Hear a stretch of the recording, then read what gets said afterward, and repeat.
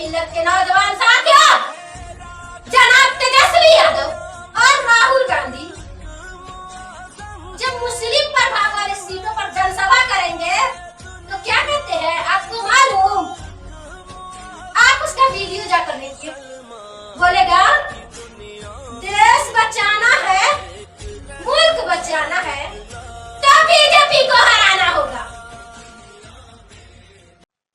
कभी वो मुस्लिम प्रभाव वाले सीटों पे यह बोलते हैं कि आपके नौकरी, शिक्षा, रोजगार, आर्थिक स्थिति को सुधारने के लिए हम कोई नीति बना रहे। ये नहीं बोलेगा, सिर्फ यही बोलेगा कि बीजेपी को हरा। बोलेगा लालू जी बीजेपी से कभी समझौता नहीं किए हैं, अरे मोदी शाह से लड़ते रहेंगे। मेरे मिल्लत के नौजवान साथियों, आपको मालूम लालू जी मोदी शाह से नहीं लड़ रहे, वो लड़ रहे हैं अपने लाल के लिए। तेजस्वी बोल रहा है अपनी कुर्सी के लिए। कभी तेजस्वी मुसलमानों की बस्ती में यह नहीं बताएगा कि 17 महीनों में 5 लाख नौकरी में कितनी नौकरी मुसलमानों को दिए हैं, या कोई नीति योजना मुसलमान नौजवानों को आर्थिक मजबूती और नौकरियों में भागीदारी कैसे बढ़ेगी, इसके लिए बना। मेरे मिल्लत के नौजवान साथियों, मुस्लिम महिलाओं को 21वीं सदी में कैसे ताकतवर बनाना है, इसकी बात कभी तेजस्वी राहुल गांधी नहीं करेंगे। वह तो सिर्फ बीजेपी को कैसे हराना है इसका खौफ डाल कर मुसलमानों से वोट लेते हैं। यह सब बात नहीं होती, बात करेंगे बीजेपी को हरा, देश बचाना, संविधान बचाना। अरे प्यारे, क्या सिर्फ मुसलमान ही देश बचाएगा या यादव भाई भी बचाएंगे? देश तो हिंदू मुसलमान सबका है, तो देश हिंदू मुसलमान और संविधान हिंदू मुसलमान सब मिलकर ना बचाएंगे? मेरे मिल्लत के नौजवान साथियों, आजादी के 60 सालों में हम नौजवान, तीसरी जनरेशन, हमारे 2 जनरेशन संविधान और देश को बचाते बचाते इस सरजमी में जमींदोज हो गए। अब हम मुसलमानों को संविधान और लोकतंत्र भारी लगने लगे, थक चुके हैं हम। राहुल गांधी पूरे मुल्क में एक किताब लेकर घूम रहा है। मुस्लिम प्रभाव वाले सीटों पर क्या बोलेंगे? संविधान बचाना, देश बचाना, बीजेपी को हरा। तुम क्या संविधान और देश बचाओगे? तुम्हारी हुकूमत वाली रियासत, तुम्हारी हुकूमत वाली सरकार में संविधान नहीं बच रहा। मेरे मिल्लत के नौजवान साथियों, कांग्रेस की हुकूमत वाली रियासत में मुसलमानों के घर, मस्जिद, दुकान को हिमाचल में नहीं बचा पाए और देश बचाए। अब जिस तरह एक परिंदा एक पंख से नहीं उड़ सकता,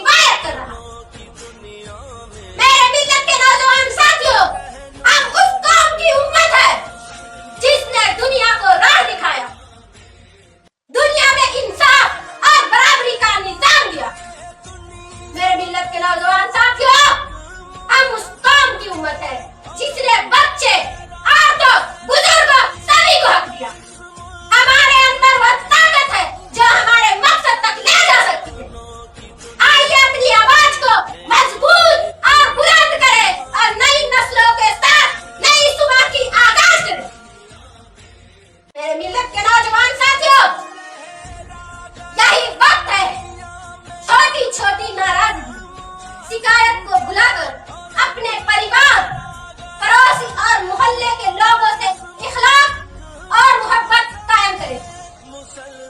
मेरे मिल्लत के नौजवान साथियों, यही वक्त है हाथों से हाथ, कंधे से कंधा, दिलों को दिलों से जोड़कर चलने का और एक साथ दूसरे के साथ ईमानदारी और न्याय का रिश्ता बनाने का।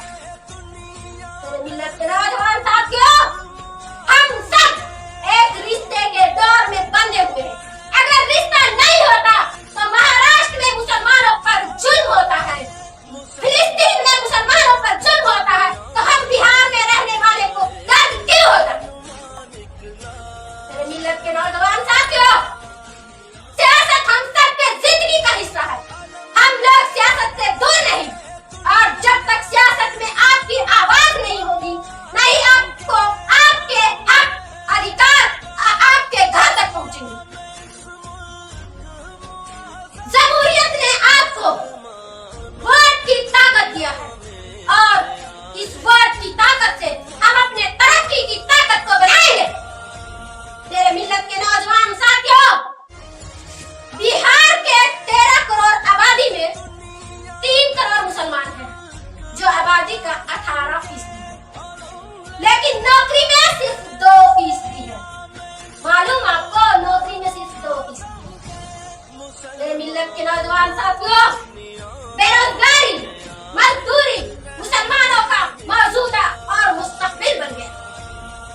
मुसलमानों की आर्थिक हालात ऐसी है कि ना ही कोई ढंग का बिजनेस कर सकता है, खेती के लिए जमीन नहीं है, घरों पर छत नहीं है, पढ़ने को बेहतर स्कूल नहीं है, करने को रोजगार नहीं है, खाने को मोहताज है। मेरे मुल्क के नौजवान साथियों, मैं कई गांव और घरों को जानती हूँ जिसको अगर 10-20 हजार का इमरजेंसी आ जाए तो या तो वह ब्याज पर पैसा लेता है, या फिर औरतों के गहने गिरवी रखता है, या जिस घर में रहता है उसकी कागज को बेचेगा। मेरे मिल्लत के नौजवान साथियों, यही हकीकत है हम लोगों का। यह सब जानते हुए कैसे आप खामोश हैं? अपने बड़े स्तर पर समाज की इंकलाब की जरूरत है। यह सब मुमकिन होगा सियासत की कुर्सी का हिस्सा बनकर। अपनों के हिस्से और हक को अपने तक पहुंचाना होगा। मेरे मिल्लत के नौजवान साथियों, बिहार की 2,60,000 करोड़ का बजट है, मुसलमानों के लिए सिर्फ 650 करोड़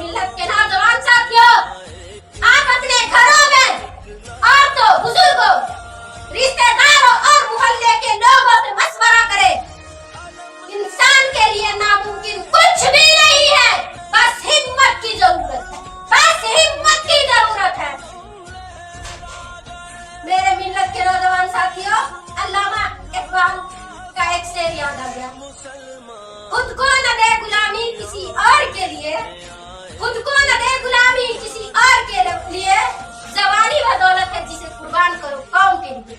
बहुत बहुत शुक्रिया।